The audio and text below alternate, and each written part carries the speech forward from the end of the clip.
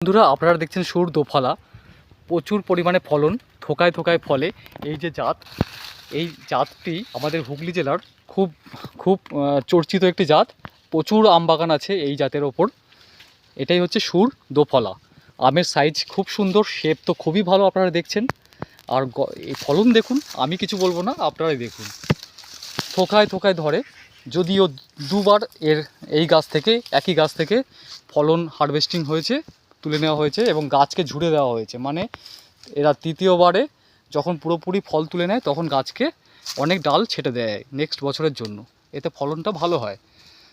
তো দেখুন, এই হচ্ছে তার থোকার গঠন। এক একটা থোকা গুচ্ছে গুচ্ছে ধরে।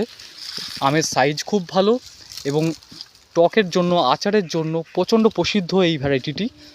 বহু জায়গায় এই ভ্যারাইটিটা এখান থেকে যায়, এক্সপোর্ট হয়।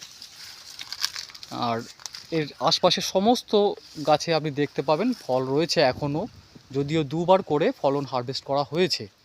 এই সেই সুর দোফালা। এই জাতের চারা আপনারা সংগ্রহ করার জন্য আমাদের নার্সারিতে ফোন করতে পারেন।